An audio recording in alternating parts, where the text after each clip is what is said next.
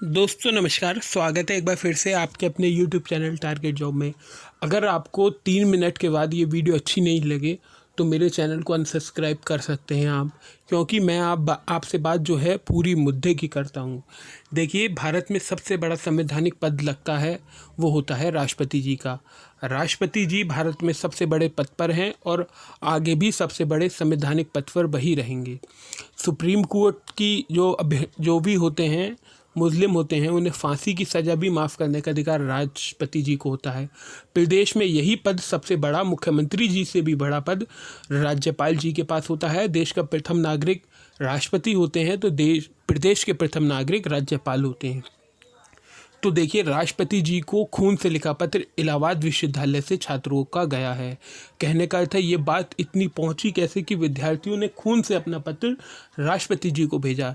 ये इस कारण बात पहुंची क्योंकि यूजीसी की 3 दिन पहले गाइडलाइन आई थी। गाइडलाइन आने के बाद यूजीसी ने ये कहा कि फाइनल ईयर स्टूडेंट की परीक्षा होगी। दोस्तों, मैं ये नहीं चाहता कि फर्स्ट ईयर और सेकेंड ईयर का बच्चों जो प्रमोट हुए हैं मैं उनके विरोध में हूँ। ये आप गलतफहमी है आपकी, और आप जो हमारे साथ पुराने हमारे सब्सक्राइबर हैं वो जानते होंगे कि मैं आपके साथ शुरू से खड़ा हूँ और आगे भी खड़ा रहूँगा। तो उसमें यह कहा गया कि अंतिम वर्ष की परीक्षा होगी और उसके बाद आपका रिजल्ट आएगा। ये कहा गया कि सितंबर के अंत तक परीक्षाएं हो जाएंगी, अक्टूबर में कॉपी चेक होगी और नवंबर दिसंबर तक आपका रिजल्ट आएगा। ये बात कही गई। अभ्यर्थियों की ये बात गले से नहीं उतरी। उन्होंने कहा, अगर हमारा जनवरी या दिसंबर में रिजल्ट आएगा तो हमारा सेशन कैसे पूरा होगा। किसी ने कहा बीएड का अगर मैंने एंट्रेंस भरा है तो मेरे एग्ज़ाम कब होगा। किसी ने कहा कि मैंने जेएनयू का फॉर्म भरा है तो मेरा फॉर्म में जो एडमिशन है एमएससी में वो कैसे होगा। और ये बात तर्कसंगत भी है। एक बात मैं आपको और बताता हूँ दोस्तों, फॉर्म भरना अलग बात होती है और नौकरी करना 2 अलग बातें होती हैं। आईबीपीएस क्लर्क की 9,500 वैकेंसी आ गई हैं दोस्तों। आज ही के पेपर में दिया है, यूपी टीजीटी पीजीटी के लगभग 25,000 पद आने वाले हैं 1 महीने में। इसके बाद असिस्टेंट प्रोफेसर की 3900 वैकेंसी आने वाली है। यूपी पीसीएस 2020 का फॉर्म आपके हाथ से निकल गया। यूपी पीसीएस आरओ नवंबर में ये फॉर्म आ सकता है। ये आपके हाथ से फॉर्म निकलेगा अगर आपका सेशन लेट होगा। फॉर्म भरना अलग बात होता है।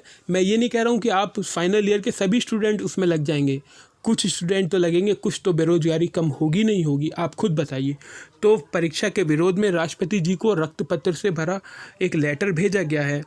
होता ये, यूजीसी जब फैसला कर रहा था, अच्छी बात है, आप पे फैसले का अधिकार है, आप कर सकते हैं।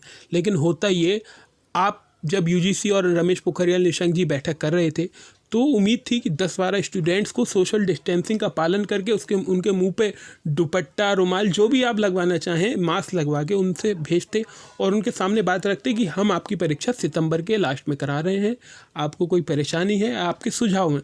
तो यूनिवर्सिटी छात्र वहाँ पर बता देते, सर ऐसे ऐसी समस्या आ रही है हमें, और अगर आप ऐसा करेंगे तो कितना बड़ा हानि हो जाएगी। रमेश पोखरियाल निशंक जी ये कह रहे हैं कि हम स्टूडेंट्स की परीक्षा इसलिए करा रहे हैं क्योंकि हमें जो हमारा लास्ट ईयर का बच्चा है वो फॉर्म भरने जाएगा तो वो आगे।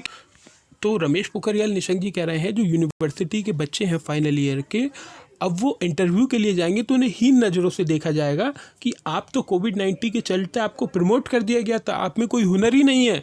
लेकिन यूनिवर्सिटी छात्र इसके ऊपर तर्क दे रहे हैं कि अगर ये ही बात है तो क्या सीबीएसई के जो बची परीक्षाएं उन पर ये तर्क लागू नहीं होगा। फर्स्ट ईयर और सेकेंड ईयर के स्टूडेंट जो प्रमोट हो गए उन पर ये तर्क लागू नहीं होगा। क्या हम पर ही ये पूरा तर्क लागू होगा। यूनिवर्सिटी स्टूडेंट्स का ये तर्क है और ये तर्क संगत भी लगता है। तो दोस्तों, राष्ट्रपति जी के पास ये गया है लेटर। अब देखने वाली बात होगी राष्ट्रपति जी इस पर क्या निर्णय लेते हैं। तो बात करनी होगी ये राष्ट्रपति जी को भी रमेश पोखरियाल निशंक जी से, और लगातार ट्विटर के माध्यम से जब छात्र बता रहे हैं तो रमेश पोखरियाल निशंक जी से भी मेरा हाथ जोड़कर निवेदन है कि एक बार अपने विचार की समीक्षा जरूर करिए कि आने वाले दूरगामी परिणाम क्या हो सकते हैं। क्या वास्तव में सितंबर की परीक्षाएं में कोरोना भाग जाएगा या कोरोना की बीमारी जड़ से ख़त्म हो जाएगी। ऐसा भी जो तर्क है ये तर्कसंगत बिल्कुल भी नहीं लगता। मुझे नहीं लगता या आपको भी नहीं लगेगा कि कोविड-19 इतनी जल्दी जा सकता है। यूनिवर्सिटी स्टूडेंट ने हमेशा से पेपर दिए हैं, इस बार की बात है प्रमोट होने की, तो इस पर विचार किया जा सकता था लेकिन ऐसा नहीं किया गया। आप ट्विटर से के माध्यम से सरकार तक अपनी बात पहुंचा सकते हैं। लोकतंत्र की खूबसूरती है, इसमें आपको सबको अपनी बात कहने का अधिकार है, लेकिन वो बात तर्कसंगत हो, वो बात उचित हो, वो बात अनुचित ना हो किसी के लिए। तो ये लोकतंत्र की खूबसूरती है। संविधान ने हमें ये अधिकार दिया है कि हम अपनी आवाज़ उठा सकते हैं। दोस्तों, अगर आपको ये वीडियो अच्छी नहीं लगी हो तो इसे अनलाइक कर दीजिए।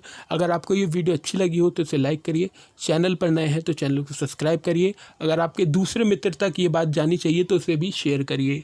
मिलते हैं आपसे एक अगली वीडियो में जल्द। जय हिंद, वंदे मातरम।